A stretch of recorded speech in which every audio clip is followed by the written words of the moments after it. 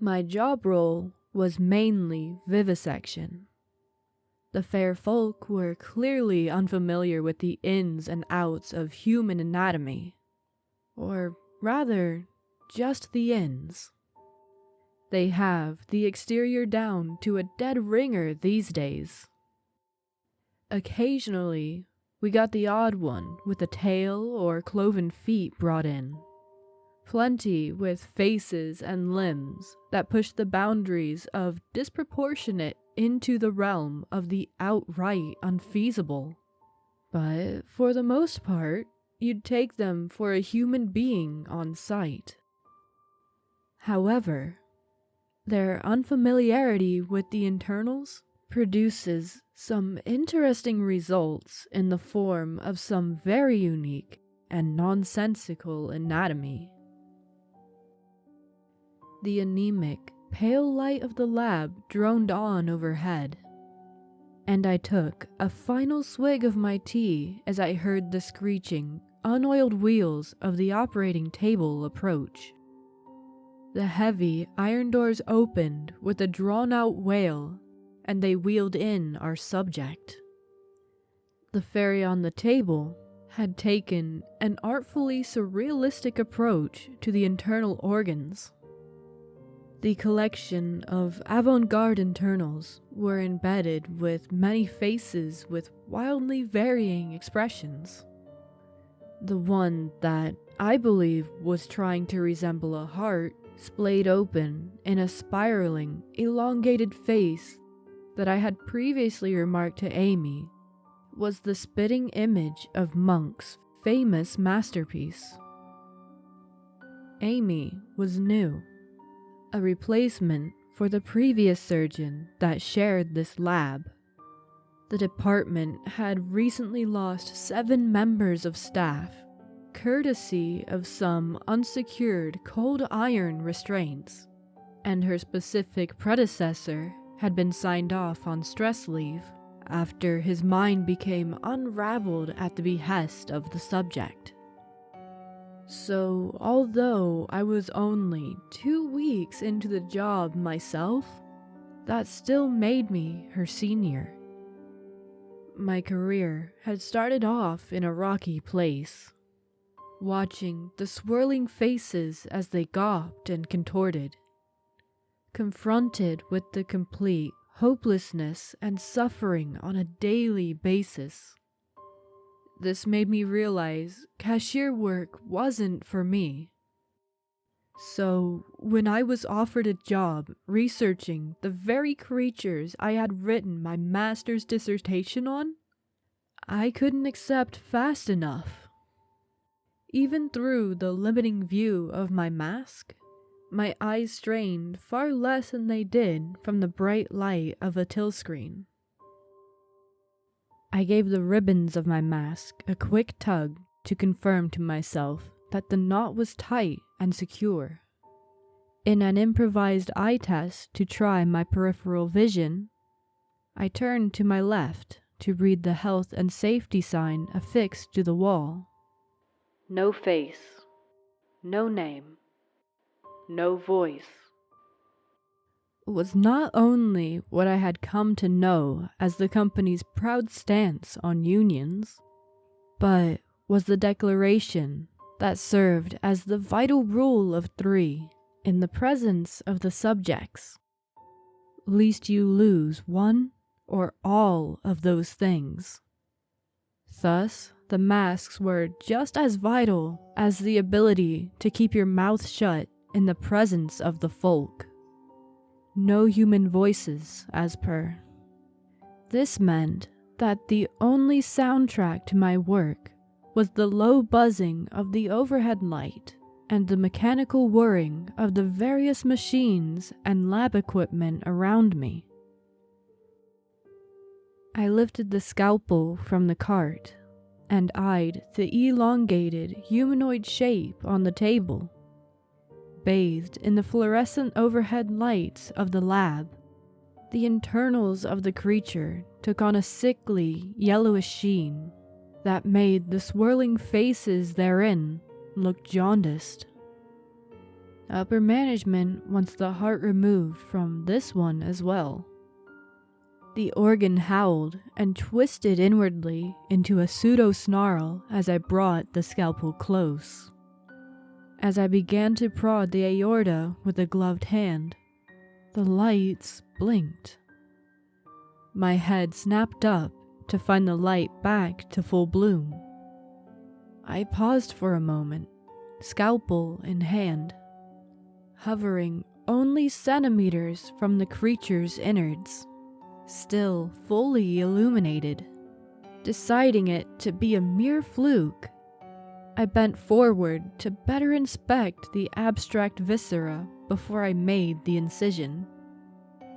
The very moment the blade met the tissue, there was a quiet tink from overhead before the room plunged into absolute darkness. The mechanical trill of the room fell into silence, as if the sound had been swallowed, and a louder one started up in my head as the pitchy battle cry of my fight-or-flight instinct screamed at me. My grip on the scalpel faltered, and it fell atop the contents of the table with a squelch. Unthinking, my hand shot forward to retrieve it. It met not with the cold metal of the tool, but closed instead around something wet and warm. Before I felt the thing close itself around my hand in turn, the tiny, misshapen teeth sinking into my gloved hand, the thin plastic splaying easily apart. My own mouth wrenched itself open, and the horrified scream shattered the silence. I heard Amy's frantic footsteps behind me, and I moved toward them.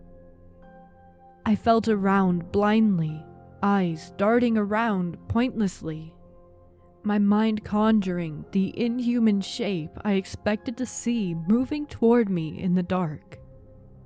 "Get the backup generator." The words forced themselves out like bile and left the same feeling in my throat. I was met with no response. I forced my legs to move, searching frantically for the only pinpricks of light in the room. Beneath my slipping mask, I could barely make out the thin, illuminated words that labeled the backup generator. Shaking my head, I yanked hard at the ribbons of the falling mask. It clattered across the floor tiles, and the illuminated sign became clear.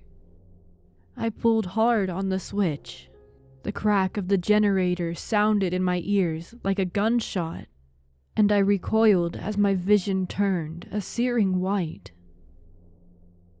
I pulled myself to my feet, shaking as my eyes adjusted. As I regained my vision, I began to make out the blurry shapes of something smooth and white laying on the tiles. The ensuing comprehension was dizzying, as the realization of what I'd done washed over me. But through the haze, I found the operating table, and with a nauseating dread, met the fixed gaze of the specimen. It was still bound by its cold, iron cuffs, though only its limbs remained pinned to the table. Its torso hunched unnaturally forward in a contort that the rest of its anatomy shouldn't have allowed for. Its typical, placid grimace stretched so widely that it gave the impression that its lower jaw segmented from its head completely. I brought my arm up to cover my face, but I knew, with a sickening certainty, that the damage was done. Amy had shuffled tentatively back into view. Her own mask still remained, but did nothing to conceal her sheer terror. I did nothing to mask my contempt, as I instructed her that the lab was to be locked down and the surgery to be continued tomorrow. She didn't protest. The following day arrived in its looming inevitability. I stepped tentatively down the long white corridor, lights droning overhead.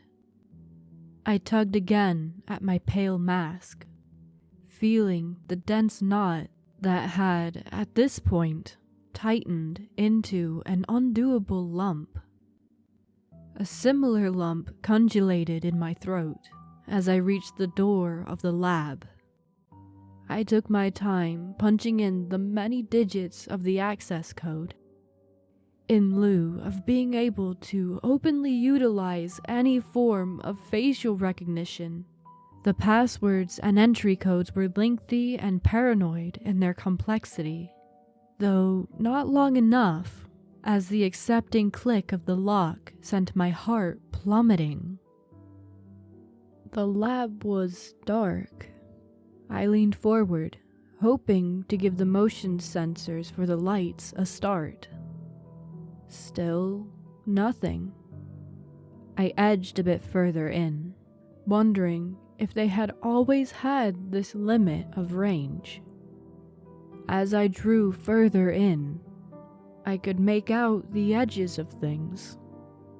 The soft, tinted light of numerous dials and screens washing dimly over the surfaces, though I knew this room well enough for it to matter little. Or so I thought. My foot knocked against something unexpected in the darkness. It had a give to it, unlike any machine or bit of equipment I would expect. I leaned down. The hazy red light of a monitor was enough to illuminate the slackened face of Amy, whose wide, open mouth mirrored the look of what had been done to her torso. I staggered back, losing my balance as I lost my footing to a dark puddle pooling on the tiles. I sat, breathing raggedly, my throat raw and allowing for only retches. In that moment, I heard a quiet whine, more pitchy than my own whispering sobs, and with sickening dread, I realized it to be the shrill creak of the operating table. I brought my head up, slowly, my vision blurred with dizzying terror, anticipating to meet the glossy, pinprick eyes and inhuman face of the creature. I met the thing's gaze, and my body seized, as I was confronted with the sight of my own face. It was as though a perfect latex sculpt had been taken, the features identical down to the fine details, betrayed by a synthetic, rubbery quality that lacked any human quality.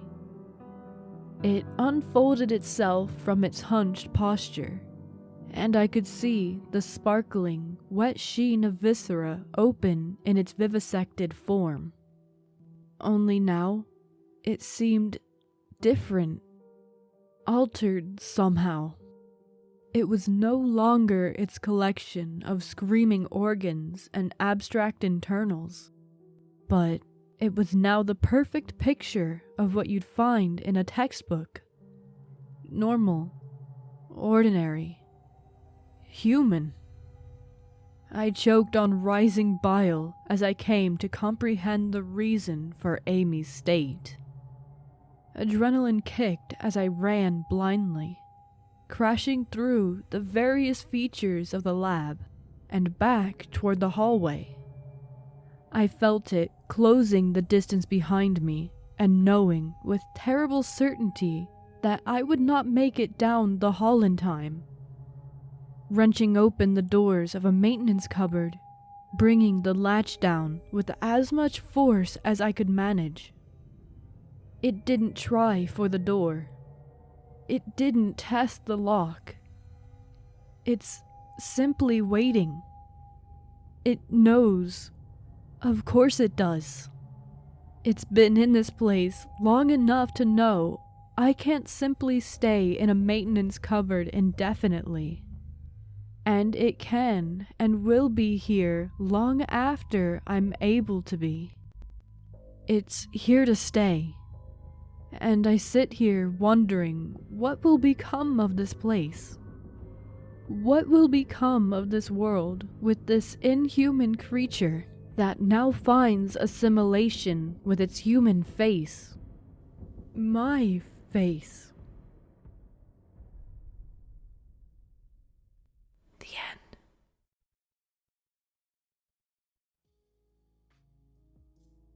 Welcome in, or welcome back. Thank you to SummerFord999999 for allowing me to share your story on my channel. The link to their story, as always, can be found in the description. For whatever reason, I never knew or heard of vivisection until reading this story. For those that don't know, it's basically when doctors dissect or operate on living animals. Though for the unaware, the assumption and horror of thinking a face gut fae was a zombie or something seems hilarious to me. Anyway, holy hell, this story is a nightmare on so many levels. Does this remind anyone else of an SCP containment breach type scenario? Not only are there murderous mythical creatures, to be fair, I'd probably kill someone for cutting me open too, but Amy probably died thinking that the Fae was her coworker. And now the real coworker is trapped in a room and has to sit with the knowledge that they're very likely to die. If it were me, I'd try to wait it out. No way I'd go out there to face that thing. There's a code to leave the area, and the Fae won't know it, meaning it's trapped down there. But whatever company is funding that lab will eventually investigate after the radio silence. Either I'd starve to death, or make it out after reinforcements arrive. Hopefully. They'd either kill it or die trying, and that's more productive than me trying to fist fight the creature. What sort of survival plan would you come up with? Let me know in the comments. I'd love to read what you would do in this scenario. After 33 videos, I'm still learning more about video editing, which is awesome. The computer is finally doing the things I want it to do. Most of the time. I've even had some time this week to draw a custom background and thumbnail. It's disgusting. I love it. And I'm so happy to be doing art again. I've been trying to draw more with some of the thumbnails rather than photoshopping things together. Don't forget to like the video if you liked it, or dislike it if you didn't.